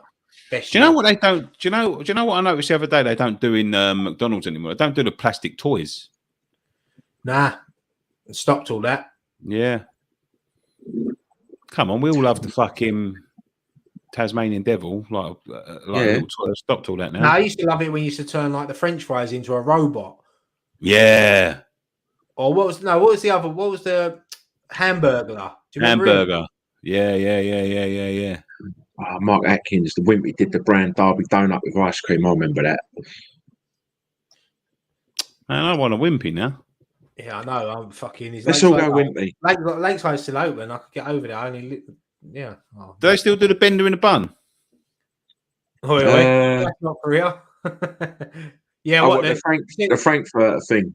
Yeah. They do like their breakfast ones are the bollocks. Pokemon cards in Happy Meals at the moment. Can't go wrong with that. To be honest with you, I bought. Jamie was telling me about that. I bought him an Happy Meal the other day, and he got a fucking some sort of teddy bear in it. Well, you take it back because he weren't happy. He weren't happy. No, it was a sad meal. This is my not happy meal. Yeah, no, you can't have all the. It's like, do you remember when you used to get Kinder eggs and you used to open them and you used to have all the proper toys that took you hours to put together? Now, like, they're all made up. So, what's the point of that? No, it's exactly. Red 5 says, I think I've tuned into the wrong channel. Yeah, maybe. I don't know what channel he's trying to get. Well, yeah, what you're trying to get. But if you're looking for West Ham talk, you're an hour and 38 minutes late. Yeah, now we're talking about Park Pole and Wimpy. Yeah, I'm going to start wrapping it up though, because I have got to get up on the clock. Right, this is the Ask Us Anything bit. So this is the bit where we talk absolute bollocks. So yeah, sorry, mate. What was the? Do you remember? Can we watch it and watch what we talk about West Ham? Someone saying about the Knickerbocker Glory at Wimpy. Do you remember the? What was the one at Harvester? Rocky Horror. Rocky Horror. Oh, that was lovely. That was the best. Awesome. That was the best. That's my favourite ice cream of all time. I'm just trying to think. I had something in me fucking head. It's gone now. I hate that. It's because Graham kept fucking trying to butt in with his Knickerbocker fucking Glory. Remember what was them ice creams called with the bananas and the ice cream and the banana split? Oh, yeah, banana splits. Yeah. Oh, mate. Or banana boat. Banana boat, yeah. I'm gonna have a banana split. When I went to Barry Island the other week, I went to a dessert shop there, and it's like the first time in ages that I've had a dessert like that, like a massive ice cream, and fuck me, so nice. It's nice. I ain't had one for a while. Yeah, but listen, fucking, it's nice to treat yourself and fucking when you do things like that, it's I enjoyed it. I I'm love a dessert. going to get a McFlurry at Forest. I love a dessert. You know, I always like if I was to skip anything, skip the starters, have the mains, and have a dessert. But I'd rather. Mr. Traps, you guys remember the ice cream with the bubble gum at the bottom? 2-ball screwball. 2-ball That was screwball? cool. Yeah, you got like, remember the bubble gum balls? Yeah, I remember it called a plastic. screwball. You got 2 in the bottom. That's a 2-ball screwball. That's it. Look, Prawny knows. Screwball. He knows. That's what I said. I know it is a screwball, but I've never heard a 2-ball screwball. I've never heard got 2 in the bottom. You got 2 in the bottom. Don't remember that. Don't remember that at all. Oh, lads, my son is having a stag do in Amsterdam. If it was going, not for me. Didn't like it. I've never been. I know a few people that have been. I've been on a stag do there. That was back in the 90s. Someone in work's just come back from there, and I've never been, but I've always heard that people have a good time out there. My brother likes it, but I'm not a fan.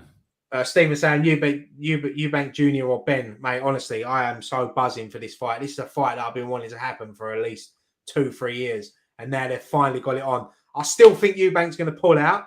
I really do. I just don't think he ain't got the arsehole to go through with this fight. But Conor Benn is something special, and I hope he smashes the chin off of Eubank. You know, there's so much. I remember watching their dads fight, you know, when I was a youngster, and to see like now that their sons are finally getting in the ring, fingers crossed. And Ben all day long for me, and he's a West Ham fan as well, which adds to the excitement. So yeah, it'd be good. It'd be buzzing, man. I'm looking forward to that fight. Didn't we see Eubank in Brighton? See his car. They lived there, didn't they? I've seen Eubank fight a couple of times. I was there when he lost to Billy Joe Saunders at the XL, and I think he's always been overhyped. I'm not saying he's a bad boxer, but I think he's been overhyped because of his dad. I think his dad sort of ruined his career because he made it all about him. But I just think Conor Benn is something special, and I'm looking forward to it. And I've always liked Nigel Benn anyway. I know Nick's in the chat, and Nick's a massive fan of Nigel Benn. He knows him, and I used to actually go to school with a kid called Paul De Freitas, and his uncle was Nigel Benn's trainer. And I remember Nigel Benn coming into our school, and it was just like me. It was like at that time as a kid, I was like, fucking hell, it's Nigel Benn, man. Yeah, I know that Nigel Benn don't support West Ham, but his son does. I never knew that. Yeah, I always thought Nick's met him as well. I've met Conor a couple of times, and he's down to earth. Really, really nice bloke. I can't wait for this fight. I'm so excited. I'm actually more excited than this fight than the Joshua fight next week. I couldn't give 2 bollocks about Joshua and Usyk, to be honest. Tyson Fury's done a U-turn. He's retired again. He only came out of retirement 2 days ago to fight Derek Chisora. Who cares about that? Let's be honest. No one wants to fucking see that fight. So, yeah, this is a fight I'm looking for. If he keeps on retirement, does he have to give up his belts? The thing is with him, mate, it's all mind games. He's not retiring. He's waiting for that big fight. He's waiting for Joshua. He's waiting for Usyk. Yeah, Usyk. He's waiting for that sort of fight. He don't want to. He don't want to fight fucking people like Chisora. He's fought him twice already and beat him. I was there. He was the same night that Billy Joe Saunders beat Eubank. He beat Chisora. You know, Chisora won't last 4 or 5 rounds with him. Like, there's no point. So just fuck it. I'd rather see Tyson Fury fight Wilder again. And he's beat him twice already. So, yeah. It's a funny old game, boxing, isn't it? Funny old game. It's funny old game. It is because, like, it's all about, you know, you only get one career and you have to. Listen, I don't know a fucking thing about boxing, but it just seems like everyone dodges everyone because they don't want to lose because their stock goes down. You know, it seems like Joshua don't want to fight fucking what's his name? Fury, yeah, because he's worried about losing, and I think they're all tall. The difference with that is that Joshua's already lost, so and Fury hasn't. So Yeah. Joshua's really got nothing to lose, because if he goes in there and he loses, it's I've lost another fight. But Fury's got everything to lose. He loses his legacy, he loses the titles. So it's it'd be a good fight. I'd love to see it, but I can't see it happening. But yeah, Ben Eubank, it's gonna be the fucking nuts. I can't wait. That's nice. All right, let's wrap it up there. Thank you very much for joining us on this edition of West Ham Fan TV's Friday Night Pint. We'll be back with all the build up towards Nottingham Forest on Sunday, doing all fan cams. We'll be doing something in the car on the way up there. So keep an eye out for that. The podcast will be back this week. I am better. We will be back in the studio this week. If you are, I'm sorry. I'm so sorry, because we had a lot to talk about this week as well. But my brain wasn't working. So, yeah, we just couldn't get into the studio. I've been asleep all the time. This is the first day I've actually been up and doing anything. So we will get something up next week. We will be back. We'll do 2 weeks worth. We'll talk about the City game and this game. If you're new around here, subscribe. If you want to become a Patreon and check out the podcast, you can do that by clicking the link below. We still sell merchandise. That is in the link below. There is some new T-shirts coming soon, I believe. So keep an eye out for them. And one thing left to say. Come on, you.